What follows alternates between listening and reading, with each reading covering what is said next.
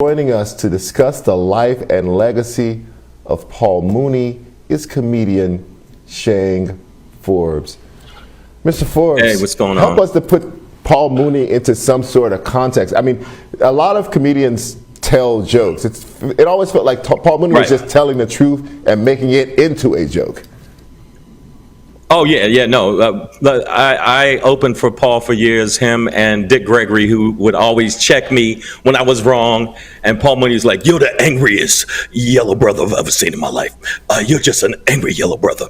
And I like that. I like the fact you did it. Because I was doing political material. And Paul would just always That's a really good impression, angry. By the way. I was around him so much.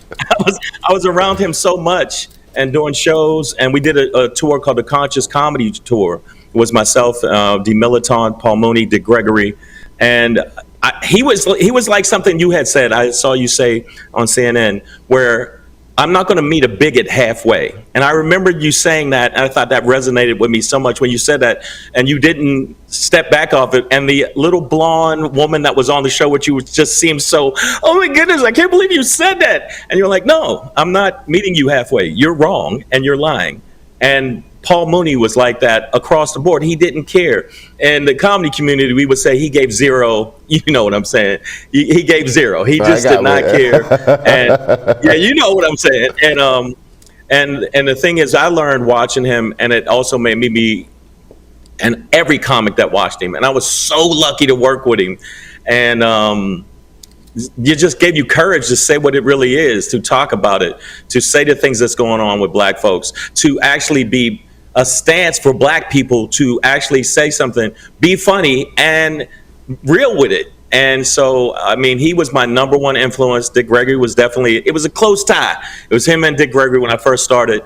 And the fact that I got to work with him, and the fact that he would constantly be like, "Angry yellow brother, you're up next, and you better be funny." And so I would do shows with him, and I would sit back and watch him and just marvel. You know, I would sit there going, "Wow, he really said that."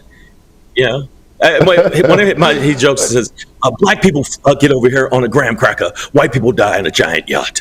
Makes no sense. So,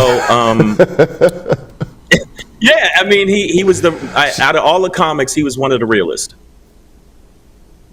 Shang Forbes, I just want to thank you for joining us and sharing a little bit of Paul with us tonight. Oh, it's such a loss, but at the same time, he was fantastic. But before we go, I want to ask you this question. Though. Paul gave so much to the rest of the comedy community. He's writing for everyone. Yeah. He's writing for these amazing shows. Right. And when people are responding to him on social media, it's other comedians talking about how generous he was with his time.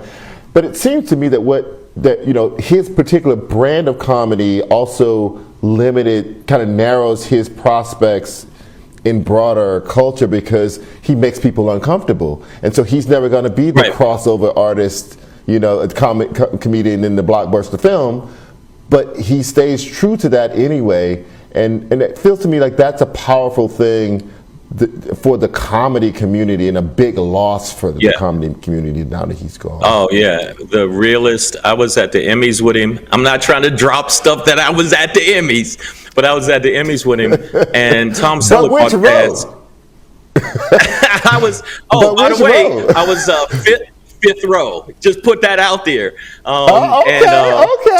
Fifth row. Okay, yeah. And Tom Selleck walked past, and I'm like, "That's Tom Selleck." He said, "Whatever. He wasn't good since Magnum."